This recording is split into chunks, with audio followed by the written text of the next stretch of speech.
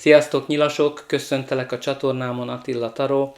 Ebben a videóban azt fogjuk megnézni, hogy milyen energiákat várhatsz októberbe a szerelem és a kapcsolatok területén. Mint mindig ez egy általános kirakás, így igazán figyelj oda azokra az üzenetekre, amik relevánsak, és engedd el a többit. Az orákulum kártyából a 25-ös jött ki, ami a körbe-körbe. Tehát ez a kártya az ismétlődő ciklusokról szól, amikor igazán körbe-körbe mész, nem látod az kiutat valamiből, és igen, arra vagy össze, hogy Úristen, hogy a fenébe vagyok én itt, újra ebben a helyzetben. Tehát valószínűleg azért vagy újra ebben a helyzetben, mert van valami, amit nem tanultál meg ebből a szituációból. És az univerzum visszahozza azt, hogy oké, itt az ideje, hogy ezt megtanuld. Tehát el kell gondolkozni azon, hogy ezekben az ismétlődő helyzeteken belül mi az, amit nem tanultál meg. Mert addig ugyanúgy vissza fog jönni az életedbe, amíg nem tanulod meg. De nézzük meg, hogy miről szól a taró. A kirakásod középpontjában a kelyhek 4-es van. A kelyhek 4-es, ami igazán arról szól, hogy néhányatok nagyon álmodozik, és igazán nem látja az előtte lévő értékeket, a lehetőségeket, azon álmodozó, hogy mi lenne, ha az életem, a kapcsolatom, a szerelmem, bármi ilyen vagy olyan lenne, ahelyett, hogy értékelnéd, amit igazán jelent neked az a személy, vagy az a kapcsolat, vagy bármi, amit elértél. Nagyon fontos eleme ennek a kártyának az a 3 üres kehely, ami azokat a negatív dolgokat szimbolizálja, amik úgymond zátonyra futottak az életedbe, vagy amik sikertelenek voltak. Mert igazán ez befolyásolja a jelenlegi helyzetedet olyan szempontból, hogy azt várod, hogy ami újra felajánlanak neked, ez az új lehetőség, ez úgy fog elsülni, mint az előző 3. Tehát itt próbáld más szemszögből nézni ezeket a lehetőségeket, mert attól, hogy az előző 3 az nem sikerült, attól nem biztos, hogy egy 4. se fog, mert ez az univerzumtól jön. De nézzük meg, hogy mi az első lapja a kirakásodnak, ami a botok ásza. A botok ásza, mint minden ász, valamilyen új kezdetet jelent az életünkbe. Ez egy nagyon szenvedélyes új kezdet. Ez az a szikra, ami képes egy tüzet is gerjeszteni. Tehát nagyon szenvedélyes, lehet egy kaland, amiből több alakul, de lehet az is, hogy a szenvedély visszatér egy meglévő kapcsolatba, az a szikra, ami beindította, de alapjában itt a szenvedélyes új kezdet, ami a legfőbb üzenet. A következő kártya az a kardok 2-es, ami tehát jelenti a nehéz döntéshozatalt, amikor nehezedre esik a választás, lehet, hogy 2 személy, 2 lehetőség közül kell választani, és döntésképtelen vagy. Ez a kártya arra próbál ösztökélni, hogy figyelj oda a megérzéseidre és a belső hangodra, mert milyen igazán tudod azt, hogy mi a megoldás. Valamint ez lehet egy konfliktusnak is a szimbóluma, amikor ugye egyrészt tűzszünet van a konfliktusban, vagy pedig, hogyha te vagy a konfliktus középpontjában 2 személy között, akkor igazán semleges akarsz lenni, mint Svájc.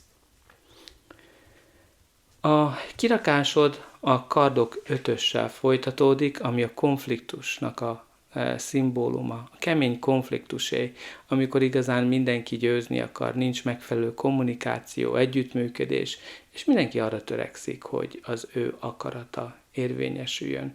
Tehát amikor ez alap kijön, akkor vannak győztesek, vannak vesztesek. És a győztes is nagyon-nagyon kemény árat fizet azért a győzelemért, amit megküzdött. Tehát a kártya arra próbál ösztökélni téged, hogy jobban működj együtt, jobban kommunikálj, és gondolkozz el azon, hogy érdemes-e minden áron győzni. Mi az az ár, amit fizetni fogsz azért, hogyha mindenképpen győzni akarsz? Aztán itt a konfliktusban innen még igazán ki lehet, tehát úgymond ebből a konfliktusból még ki lehet kecmeregni, úgymond. Tehát ez nem a teljes véget jelenti. Viszont megjelent a kardok 10-es, ami a véget jelenti, tehát mind egy szakasznak a lezárultát, ami nem akármilyen, hanem elég fájdalmas. Mert ez a kártya igazán akkor jön ki, tehát kötődhet szakításhoz, váláshoz, amikor úgy érezzük, hogy hátba szúrtak minket, amikor úgy érezzük, hogy teljesen magunk alatt vagyunk, de a háttérben lévő nap az emlékeztet rá, a felkelő nap, hogy valami új jön ezáltal.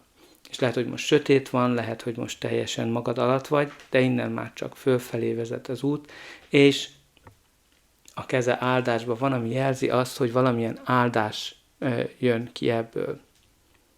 Tehát nagyon érdekes itt ezek a lapok, az a sorrend, ahogy igazán kijöttek a lapok. Tehát itt valami nagyon szenvedélyesen indul, aztán beindul a konfliktus, oda-vissza, majd a háború, úgymond, amikor már teljesen egymás ellen vagytok, és akkor itt utána pedig a fájdalmas vég, ahonnan már nincs visszaút, és teljesen úgy érzed, hogy hátba szúrtak.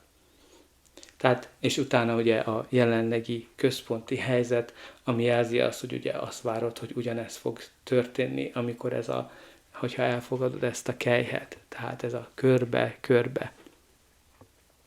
Tehát nagyon fontos az, hogy ugye megtanuld ezt a leckét, amit mint mondtam, és hogy azáltal tudod megtörni ezt az ismétlődő ciklust. A következő kártyája a kirakásodnak az érmék lovagja, ami egy udvari kártya, így lehet a te energiád, egy másik személyé, vagy a kártya általános energiája. Tehát ez igazán a nagyon lassan mozgó energiáról szól, mert ez a lovag hosszú távon gondolkozik, ez a lovag nagyon sokat tervez, mindent nagyon alaposan végig gondol, és ez miatt ugye nagyon nehezen indul be.